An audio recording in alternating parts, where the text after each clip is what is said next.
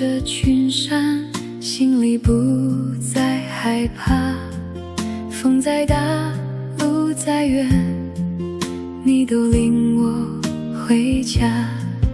我脚步也许摇晃，你却从未离开。在幽谷或高处，你都牵着我走。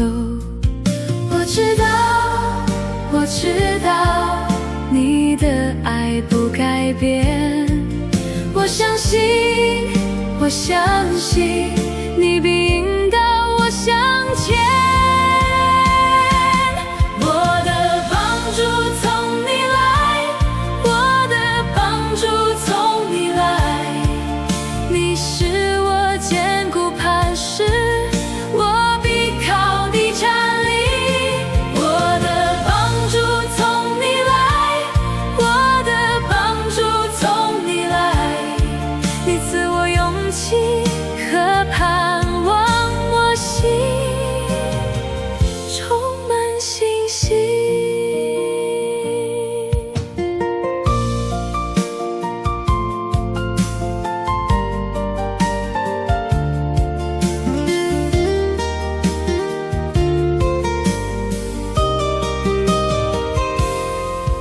当我眼前起风浪，你话语更真实。当我手中空时，你恩典够我用。前方总有高山，你仍为我开路。我安静来等候，看你荣耀显明。我知道你的爱不改变。我相信你必引导我向前。我的帮助从你来，我的帮助从你来。你是我坚固磐石，我必靠你站立。我的帮助从你来，我的帮助从你来。你赐我勇气和盼望，我心充满信心。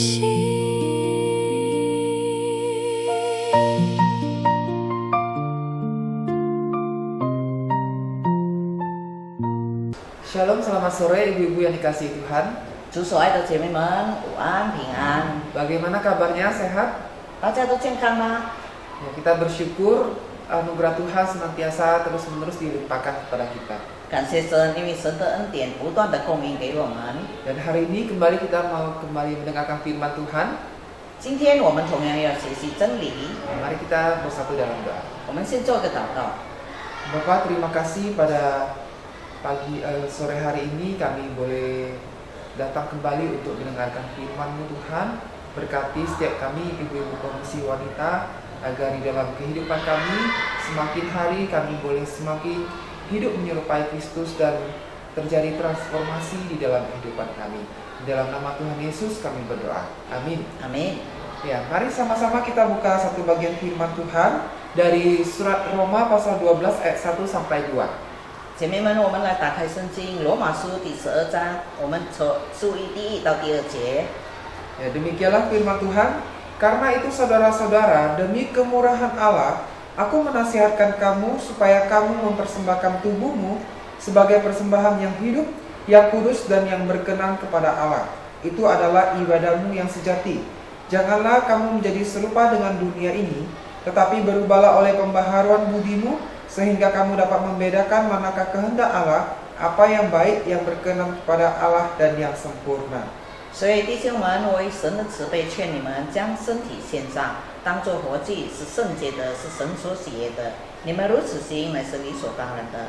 不要效法这个世界，只要心意更新而变化，叫你们察念何为神的良善、纯全、可喜悦的信息。 Ya, ibu-ibu yang dikasihi Tuhan, pertama-tama kita tahu kalau karena kemurahan Allah lah kita semua ada sampai saat ini. 姐妹们，我们一定要晓得，我们可以存到活到今天，都是神的恩典。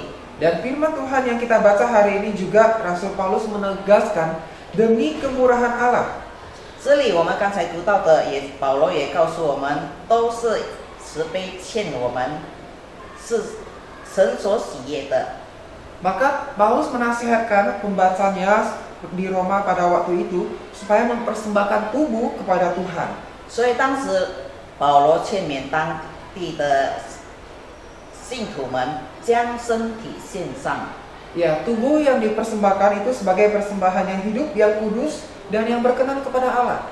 就是当作活祭，是圣洁的，是神所喜悦的。 Dan kalau kita bertanya-tanya, mengapa setiap kita sebagai orang percaya harus mempersembahkan tubuh kita ini kepada Allah? 那我们就要问了，为什么成为信徒，我们要把身体献上呢？ Tentu jawabannya adalah di ayat yang paling awal yang sudah terlebih dahulu dibilang oleh Rasul Paulus. 就是在之前的上一章，保罗已经告诉我们了， Yaitu demi kemurahan Allah. 就是以神的慈悲劝勉我们。 Ya, kasih Allah yang begitu besar yang telah Yesus berikan di atas kayu salib untuk saya dan ibu-ibu sekalian. 就是主耶稣上到十字架上，为的只是为你为我，让我们可以得到这种的救赎。 Ya, firman Tuhan bilang hidup kita yang ada sekarang ini sebenarnya bukan lagi milik kita sendiri. 主也告诉我们，其实我们现在活着的生命生活不是属于我们个人的， Tapi hidup kita adalah milik Kristus karena kita sudah dibayar lunas oleh pengorbanan Yesus di atas kayu salib. 而是属于耶稣基督的，因为他已经把我们从这个所有的罪行当中赎回来的，我们是属基督的。 Maka demi kemurahan Allah yang begitu besar inilah sudah seharusnya kita mempersembahkan tubuh kita ini untuk Tuhan. 所以，因为神这样的怜悯、慈悲的劝我们，我们应当把我们的身体、生活献给神， Bukan lagi memakai hidup kita untuk kembali melakukan dosa dan hal-hal yang tidak berkenan kepada Tuhan. 而不是用我们现在有的身体是生活来行悖逆神，就是犯罪的事项。 Karena kalau ibu-ibu baca kembali di Roma pasal yang sebelumnya, 假如姐妹们翻开在上一章的话， kita akan bisa melihat begitu banyak jemaat Roma pada waktu itu yang melakukan begitu banyak perbuatan dosa. 我们可以看到在那里保罗不断的在那里指责当时的教会信徒犯了这么多的罪行。 Sudah percaya kepada Yesus tetapi masih saja ada perselisihan, iri hati di dalam gereja. 纵然自称已经信了基督，但是在教会会众当中也是有纷争，也是有分歧，也是有分裂。 Sudah percaya kepada Tuhan Yesus tetapi masih saja hidupnya seperti orang Farisi yang menganggap diri sendiri benar, orang lain salah. 也活着像法利赛人这样自称为义，他人都是错的。 Bahkan ada juga yang sudah percaya kepada Yesus tetapi hidupnya malah jatuh di dalam dosa-dosa seksual, perselingkuhan dan lain sebagainya. 甚至自称为已经信徒了，但是在生活上也是常常犯了奸淫，不合神的旨意的生活。 Lalu sampailah di pasal ke-12 ini Rasul Paulus mengatakan, persembahkanlah tubuhmu sebagai persembahan yang kudus kepada Allah.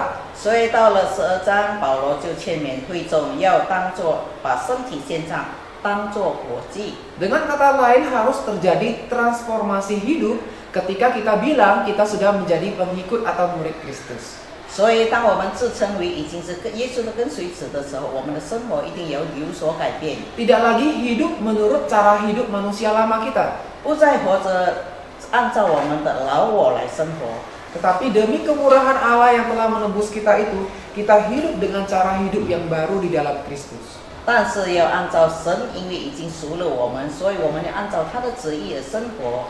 Mungkin sebagian dari kita ketika berpikir persembahkanlah hidup untuk Tuhan, kita mungkin berpikir harus jadi hamba Tuhan, pendeta untuk mempersembahkannya kepada Tuhan. 也许我们当中会这样的问：当我要把身体献上的时候，是否我一定要当传道人、当牧师、当差传者呢？ Atau kita harus pergi bermisionaris untuk mempersembahkan tubuh kita ini untuk Tuhan? 或者我们把身体献上就要到处去做宣教士呢？ Apakah dalam pengertian seperti itu, ibu-ibu? 姐妹们有这样的思想吗？ Ya, orang yang mempersembahkan hidupnya untuk misionaris, melayani sebagai hamba Tuhan, ya tentu itu ada panggilan dan mereka benar-benar mempersembahkan seluruh hidup mereka untuk Tuhan. 当然，这些宣教师们、传道们、牧师们到处去宣讲的时候、传道的时候，这是神对他有特别的呼召。 Tetapi bukan berarti kita sebagai jemaat, kita tidak mempersembahkan tubuh kita. 但是成为平信徒的话，我们不是说我们不应该把我们的身体献上。 Ya, setiap kita itu di dalam hidup kita sebagai orang Kristen, kita wajib mempersembahkan hidup kita, tubuh kita seluruhnya untuk Kristus. 所以成为信徒的话，我们应该把我们所有的生活每一个细节都托在神的手中。 Ya, tidak harus kita pergi bermisionari semuanya rame-rame. 不是说我们所有信徒都要到所有的全世界的地级去传福音，不是这样的意思。 Dan tidak harus juga kita semua rame-rame masuk sekolah teologi jadi pendeta. 也不叫我们完全都进到神学院里去就读，然后拿了这个神学院的文凭来做宣教士，不是的。 Tetapi yang kita lakukan itu adalah mendedikasikan, mempersembahkan seluruh hidup kita ini untuk melakukan kehendak Tuhan. 但是把我们的身体献上，就是我们顺服神已经给我们的旨意。 Ketika kita lebih memilih untuk taat kepada Tuhan ketimbang untuk melakukan dosa, sebenarnya itu juga sudah termasuk kita mempersembahkan tubuh kita sebagai persembahan yang kudus di hadapan Tuhan. 当我们在神面前更愿意顺服、遵守他的旨意，以其过我们自己想要的生活，其实我们已经是把我们的生活、生命献上了。 Dan di situ dikatakan itu adalah ibadahmu yang sejati. 这里告诉我们，那就是真正的祭。 Banyak orang Kristen beribadah kepada Tuhan, bahkan melayani Tuhan, 很多基督徒侍奉神、敬拜神， tetapi tidak ada perubahan di dalam kehidupannya. 但是在他的日常生活当中没有改变。 Malah mungkin kehidupannya dari hari Senin sampai Sabtu jauh lebih parah dari gaya hidup orang yang tidak mengenal Kristus. 有的甚至从星期一生活到星期六，他的生活方式比那些非信徒的生活更糟糕。 Nah, ibu-ibu bisa berpikir ya, apakah orang-orang yang seperti ini adalah orang-orang yang berkenan di hadapan Tuhan? 那姐妹们，我们可以自己想一想，这样的生活方式是不是讨神喜悦的方式呢？ Apakah orang-orang yang seperti ini adalah orang-orang yang melakukan ibadah yang sejati? 是否这样的生活方式是真正的献上活祭吗？当做活祭献给神吗？ Ya, kita semua tentu tahu jawabannya, tentu tidak, kan? 当然不是这样啊。 Orang yang beribadah kepada Tuhan atau bahkan melayani Tuhan di gereja secara luar biasa, 有些人在教会里特别的、非凡的来侍奉神， tapi hidupnya di luar sana terus melakukan dosa dan bahkan merugikan orang lain, 但是在外面的生活常常是乱七八糟，甚至是亏损了其他人的利益的时候， ya tentu sebenarnya ibadah yang dia lakukan itu adalah sia-sia.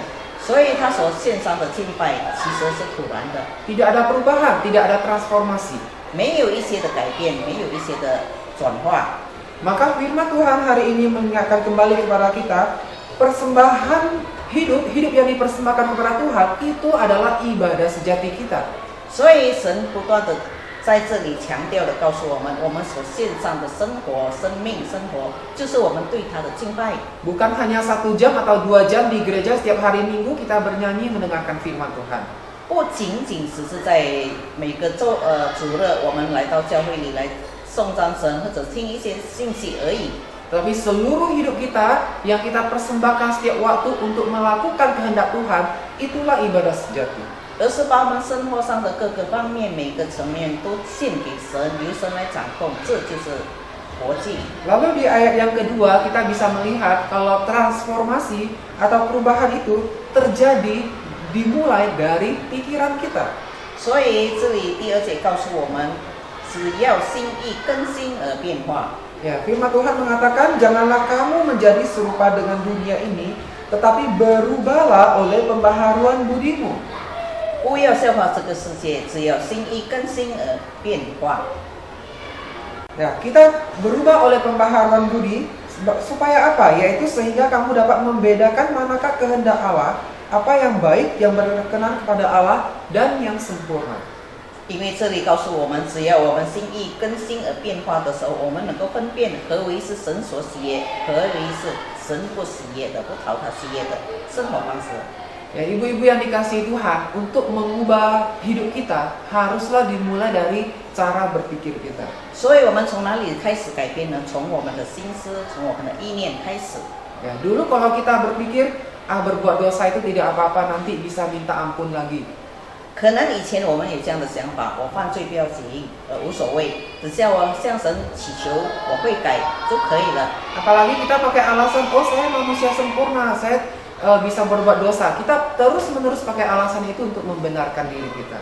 有的时候我们会说，因为我不是一个完全的人，所以我犯罪是理所当然，是可以理解的。 Maka ibu-ibu yang dikasih Tuhan, kalau kita masih punya pemikiran seperti itu, sampai kapan kita bisa berubah dan sampai kapan kita bisa menjadi orang Kristen yang dewasa rohani? 假如我们有这样的想法，没有改变的话，什么时候我们会成为一个讨神喜悦的、成熟的基督徒跟随者呢？ Ya, tentu tidak akan ada terjadi perubahan ketika pikiran kita tidak diubah. 假如我们心思意念没有改变的话，完全不能够改变我们的生活方式。 Ya, atau ketika kita bicara di dalam standar hidup, di mana kalau dunia bilang orang lain nggak menghargai kamu, ya udah kamu nggak usah hargai mereka juga. 因为世界观告诉我们，假如别人不尊重你的话，你就不用尊重他人啊。 Orang lain nggak mempedulikan kamu, kamu nggak usah mempedulikan mereka juga. 也有人告诉你，世界观这样告诉你，假如别人不尊重你，你也不必尊重别人。 Ya, dunia mengajarkan kita konsep pemikiran yang timbal balik. 因为世界观告诉我们，所有的一切都是要平衡的。 Dia baik kepada saya baik kepada dia. 因为你对我好，我就对你好啊。 Tapi kalau dia jahat kepada saya nggak perlu baik kepada dia. 你对我不良善的话，我也不必对你有好的行为。 Tetapi sayangnya ya, konsep di dalam Kristus, kekristenan, selalu terbalik dengan apa yang dunia ajarkan. 但是神给我们的这个教导，与世界观完全是相反的。 Ya, Tuhan Yesus mengajarkan yang sebaliknya. Sekalipun orang lain nggak menghargai kamu, nggak pedulikan kamu, menganggap rendah kamu, ya kamu tetap mengasihi dan berdoa untuk mereka. 因为主耶稣教导我们说，纵然他人不尊重你，他们轻视你，甚至是厌恶你的话，我们基督徒应该要做的是为他们代祷，而且要原谅他们。 Ya, pembaharuan budi inilah yang harus kita lakukan di dalam pikiran kita, sehingga nanti pelan-pelan muncullah karakter yang seperti karakter Kristus. 所以，我们从心意愿意会改，愿意改过，然后我们的心思会带动我们在品格上我们有所改变。 Pertanyaannya, gampangkah Bapak Ibu? 那弟兄姊妹们，容易做到吗？ Tentu tidak gampang, bukan? 当然是非常非常的不容易。 Bahkan di dalam gereja pun banyak orang bersaing berlomba-lomba bukan untuk menjadi serupa Kristus, tapi berlomba-lomba untuk mencari dan mendapatkan kehormatan atau posisi tertinggi. 甚至在教会里的所有弟兄姊妹们，有的是不断的追求他人的认可，尤其是追求讨神喜悦的生活方式。 Dan seringkali pola pikir di perusahaan itu masuk di dalam gereja, ada hierarki-hierarkinya, makin tinggi saya, makin berkuasa saya. 甚至在商务里面的这些概念也进到教会里，我的权位越高，那别人就会越尊重我。 Tapi kalau kita mau kembali ke akarnya, pola pikir Kristus, maka Yesus pernah bilang bukan, barang siapa ingin menjadi yang terbesar di antaramu, hendaklah dia menjadi pelayanmu. 主耶稣教导我们的是，谁要被称为大、称为高的话，他首先一定要降卑，成为像小孩子一样。 Bahkan Tuhan Yesus sendiri pun memberikan teladan bagaimana dia membasuh kaki murid-muridnya. 甚至主耶稣自己也给了我们榜样，他怎么样洗门徒们的脚？ Nah, mengapa bisa sampai seperti itu? 为什么可以到这个地步呢？ Kapan kita bisa punya satu karakter kerendahan hati yang seperti itu di dalam gereja? 在教会里，我们什么时候会表现出这样的品格呢？ Yaitu hanya kalau pikiran atau cara pandang kita itu udah diubah, ditransformasi oleh Tuhan. 就是当我们的心意、我们的思想，神已经把它改变过来。 Tanpa pembaharuan budi atau pikiran, mustahil bagi kita untuk bisa berubah seperti karakter Kristus. 如果我们的心思意念不改变的话，不可能的，我们可以按照神的旨意，讨神喜悦的来生活。 Jikalau di dalam gereja selama ini kita pikir, oh sudah makan banyak garam, saya tahu lebih banyak, saya rasanya mungkin lebih hebat dari orang lain. 有的可能在教会里会觉得我在教会里已经打滚了这么久，我非常理解教会里的，我比他人一定会更好。 Maka yang akan terjadi tentunya adalah perselisihan dan perpecahan demi perpecahan. 所以发生的是什么呢？就是不断的有纷争，不断的分裂。 Tetapi ketika kita berpikir, saya ini sebenarnya adalah hamba Kristus.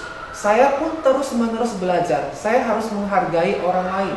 但是，假如我们有这样的想法，我也是在这个教会里不断的要学习，然后也尊重别人的意见的话， Saya mau belajar menganggap orang lain lebih penting dari saya.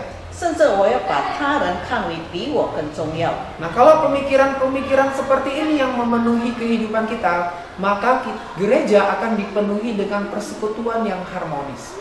假如每个信徒们有这样的思想，把他人看为比我们更贵重的话，那教会的生活一定会非常的和谐。 Ya, maka ibu-ibu yang dikasihi Tuhan, kita harus setiap hari berhati-hati dengan pemikiran kita. 所以姐妹们，我们对我们的心思还有我们的意念，我们要非常的谨慎。 Karena apa yang kita pikirkan itu pasti akan berdampak keluar dan mempengaruhi kehidupan kita. 因为我们心里所想的意念所发出来的，常常对我们的生活是有带来一些的后果。 Tentu kita tidak sempurna, oleh karena itu marilah kita setiap hari mengoreksi diri kita sehingga terjadilah transformasi perubahan hari demi hari di dalam kehidupan kita. 当然，我们没有一个人在神面前是完全是很深，所以我们要不断的恳求主帮助我们，可以热热的更新，更效法我们主耶稣的榜样。 Ya, ibu-ibu yang dikasihi Tuhan, ketika merenungkan dua ayat ini, ada satu hal yang dari minggu-minggu kemarin itu saya renungkan. 姐妹们，当我思想这段经文的时候，我想起几个星期以前我不断的在思考的问题。 Dan saya mengingat kembali waktu ketika saya mengajar ya di SD, 就是当我在小学教宗教课的时候， ya itu anak-anak kelas 6. 那时是小学6年级。 Ya, ketika saya mengajarkan pelajaran Boys Brigade itu seperti pramuka, 当我教导他们，就像好像这个pramuka的时候， ya itu anak-anaknya suatu ketika ribut dan susah disuruh diam.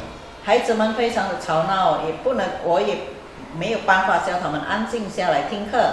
Nah, di dalam pelajaran itu ada 4 aspek ya, aspek fisik, aspek sosial, aspek rohani, nah satu lagi aspek keterampilan. 当时我要教导的就是在身体上的、属灵上的、技能上的， Keterampilan, 还有就是 keahlian. 你的技能。 Ya. Jadi kebetulan waktu itu mengajarkan aspek fisik. 当时我教导的是关于体格的、身 Anak-anak 体的。 nyamun aktif sekali. 孩子们非常的喜悦，非常的活跃。 Terus saya pikir karena Allah ini masih anak kelas 6 SD ya. 我就想啊，这是6年级的孩子， Udah, saya tantang mereka satu kelas. 我就挑战他们整个班的孩子们。 Oke, ayo kita pancong sama saya. 来，我们来玩这个 Nah, 对比这个权力， siapa yang bisa mengalahkan Sir, maka akan dapat nilai 100. 谁能够把我的手压倒的话，我就给他100分。 Ya, saya berani mengatakan itu karena dalam pemikiran saya yakin lah, nggak mungkin anak SD bisa mengalahkan saya. 当时我的想法就是，这个6年级的孩子怎么可能把我这么成长的人的手臂把他压倒呢？ Ya, akhirnya satu persatu lah ya, baris tunggu giliran untuk berlomba dengan saya. 所以全班的这些孩子们就一个个的排队，一个个的跟我对比。 Ya, itu satu persatu saya tumbangkan. Ih, kok gampang kali ya? 每一个孩子的手都一下子就把我压倒下来。 Ada beberapa anak yang badannya agak gemuk ya, saya pikir oh dia lebih bertenaga. 有几个小孩子，学生们他的体格比较肥壮，我就以为他的身体应该是体力会更好。 Oh, tapi ternyata enggak, cuma badannya yang besar aja, kalah juga. 原来只是身体大而已，这力气都完全使不尽。 Lalu sampai akhirnya ada satu anak yang memang biasa aja, tapi memang dia hobi olahraga. 到了有一个小学生，他的体格是普通而已，但是他很爱运动。 Lalu karena mungkin dia teriming-iming ya bisa dapat nilai 100, 也许他的意念里面很想得到这100分， Nah, akhirnya dia mengarahkan tenaganya gitu ya untuk berlomba pancung. 所以他就使劲的来跟我比这个力量。 Dan waktu itulah saya mendapati diri saya sendiri kalah sama anak kelas 6 SD. 所以当时我自己就晓得能够接受到了，我比这个小孩子的力气更小。 Iya, jadi Bapak Ibu dari sini, Ibu-ibu yang dikasihi Tuhan, dari sini saya pelajari ternyata kekuatan fisik itu sebenarnya enggak memandang umur ternyata. 原来一个人的体力不是看他的岁数多少。 Ya, anak-anak kecil yang saya pikir secara fisik yaitu enggak melebihi saya. 这些我看不起的这些他们这个小孩子的身体的力量的话， Ternyata ada satu anak di kelas itu yang secara fisik dia bisa melebihi saya.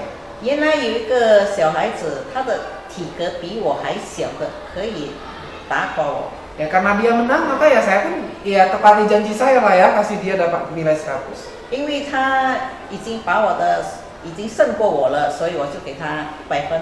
Ya, dari sini saya mempelajari satu hal ibu-ibu yang dikasihi Tuhan. 姐妹们，从这里我学习一个功课， Termasuk di dalam pertumbuhan kerohanian atau pertumbuhan transformasi kehidupan rohani kita. 就是在我们的属灵要怎么样的增长，怎么样的来改变的时候， Ya mungkin kita bisa sudah berpuluh-puluh tahun jadi orang Kristen.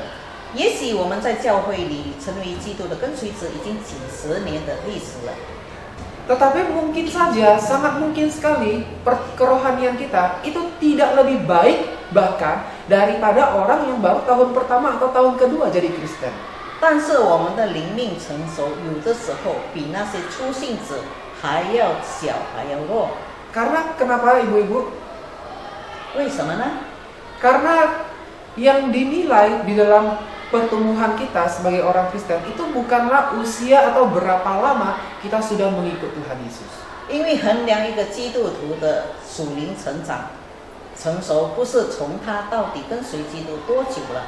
Lama waktunya kita mengikut Tuhan Yesus itu tidak secara otomatis menentukan sedemikian hebat juga kita berkembang di dalam kerohanian kita. 无论我们跟随主有多长的时间，这也不能够断定我们属灵的成熟到底到什么程度了。 Ada orang yang sudah bisa dibilang sangat senior sekali, tapi secara rohani ternyata masih bisa seperti bayi rohani. 有的人在教会里已经是很长的时间成为信徒了，但是他的灵命就像那个刚出生的婴孩那么的脆弱。 Ya terlihat misalnya gampang tersinggung, gampang marah. 可以从哪里看到呢？就是一下子就被好像很会生气，也很会收藏这些负面的情绪， Kemudian sedikit-sedikit ngamuk, suka balas dendam. 一点小事都爱要用报复的这些想法手段。 Tetapi juga pernah saya melihat ada seorang anak Tuhan yang masih kecil, masih usia sekolahan, atau orang bilang ini bocah ingusan. 我也有看过一个，我们自称他是一个，哎呀，这是个小孩子吧，但是他也是一个跟耶稣的跟随者。 Tapi di dalam usianya yang masih sangat kecil, dia mempunyai pola pikir yang luar biasa. 但是在这么小的岁数，他的思维已经这么广阔， Sudah mendedikasikan dirinya untuk pelayanan, mampu untuk mengalah dengan teman-temannya. 就是他已经预备好，就是要侍奉神。对他的同伴们，他也愿意降卑自己，谦卑自己。 Nah kalau kita lihat dua kontras ini kan seperti ibaratnya juga yang seperti saya mengajak anak kelas 6 SD lomba pancung tadi.